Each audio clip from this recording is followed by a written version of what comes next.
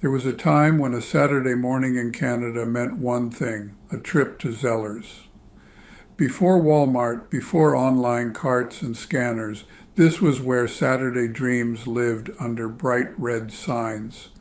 The doors whooshed open, warm air rushed out, and the smell of popcorn mixed with new cardboard and vinyl.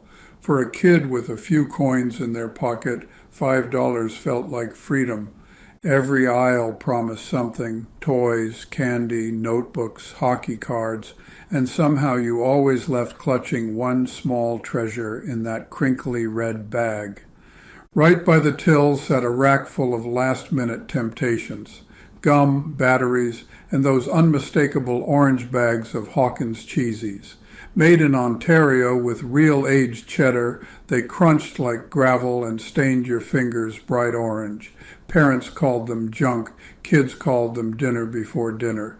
More than one allowance disappeared into that wire basket while Mom compared coupons.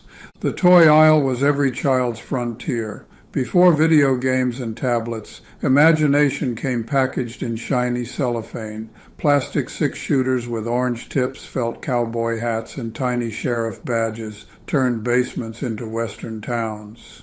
You'd race down the aisle pretending to draw, only to be told to put it back before you broke it. Even then, the dream of riding out with your new toy never really left. Near the magazine rack sat a small cardboard display that held gold. Thin wax packs of O-Pee-Chee hockey cards, each with a brittle stick of pink gum.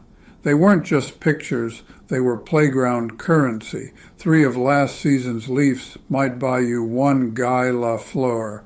Whole friendships were made and broken over those tiny rectangles of cardboard. Every August, Zellers transformed for back-to-school season. New paper smelled like possibilities. Rows of brightly colored pencil cases, spiral notebooks, rulers, and erasers shaped like fruit filled the shelves. Buying stationery wasn't just about schoolwork, it was about identity. The kid with the matching notebook set ruled the classroom for at least a week. Parents might grumble about spending an extra quarter, but everyone knew September started at Zellers. Walking those aisles felt like time moving slower. You could lose an hour between sporting goods and housewares and still not want to leave. The floor tiles were smooth under your boots, and sometimes the static from nylon jackets snapped when you reached for a shelf. Faint music from the store radio mixed with the hum of fluorescent lights. Older kids tested cassette players and electronics, while younger ones hovered near toys, waiting for a nod of permission. Past the checkout aisles, the store opened into what every kid secretly called the golden section. Rows of toys, games, and gadgets stacked to the ceiling. The shelves seemed taller back then, maybe because you had to stand on your toes to see the top. The air smelled faintly of rubber from the bike display and the plastic of brand new toys. Somewhere a cassette of Elton John or ABBA played softly in the background, half drowned by the clatter of carts on tile.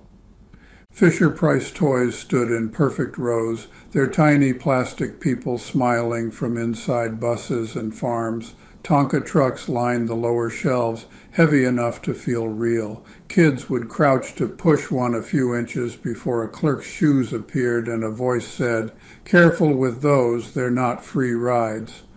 Beside them hung rows of Hot Wheels cars in blister packs that gleamed under the lights. Each one cost less than $1, and choosing one could take half an hour. The smooth cardboard, the smell of new paint, the cold die-cast metal in your hand, it all felt like promise. Parents pretended to hurry you along, but even they smiled when you finally said, "This one's fast." Across the aisle stood the pink glow of Barbie boxes. Some girls saved for months to buy an outfit set or a plastic townhouse. Others settled for knockoffs that looked close enough to fool friends for a while, but no matter the brand, they all came home tucked under an arm like treasure. Sometimes Dad would joke about the price, while Mom quietly checked the tag and nodded. When September crept closer, the toy aisles gave way to tidy rows of pencils and paper. Beach balls vanished, and in their place came displays of glue, crayons, and shiny lunchboxes. Metal ones with cartoon heroes, Scooby-Doo, Star Wars, Strawberry Shortcake, stood stacked in towers, each one promising to make you a little cooler come fall. You'd shake them gently to hear the rattle inside, hoping for a matching thermos. The latch clicked with the sound of new beginnings. Near electronics, the faint crackle of a record turning drew older kids toward the music section. Rows of vinyl records and cassette tapes stretched along low racks, their covers glowing with neon and glamour. For a few dollars you could buy your first single, maybe Boney M, maybe Fleetwood Mac, and carry it home like a secret. Kids who didn't have enough would flip through the albums anyway, memorizing faces and dreaming of the day they'd own a player. A soft ding from the intercom reminded everyone that the store was alive and listening. Everything about Zellers invited small rituals. The static cling of plastic bags on your arms, the click of the price tag gun, the cool air brushing your face after stepping in from the heat. You learned patience waiting for the right sale and pride in paying with crumpled bills from your own pocket. Near the front of the store stood a sight every kid knew by heart, Zeddy the Bear. That smiling mascot, painted on posters and stitched onto pajamas, was more than a cartoon. He was the friendly face of childhood shopping trips, waving from toy boxes and lunch bags. Some kids saved up for their own plush Zeddy. Others settled for a sticker handed out at the counter. No matter how small, taking something home with that cheerful bear on it made the day feel special. Besides Zeddy's display, the cafeteria glowed like a promise. The smell of fries and gravy drifted through the aisles long before you saw the red trays. Families slid into booths with cracked vinyl seats, the table still tacky with salt and sugar. A hot dog, a Coke, and a small order of fries could feed a child for under $2. Parents sipped coffee from heavy white mugs that clinked softly when they touched the table. It wasn't fancy food, but it tasted like belonging. Every visit ended there with laughter over empty plates and the sound of trays stacking as families got ready to leave.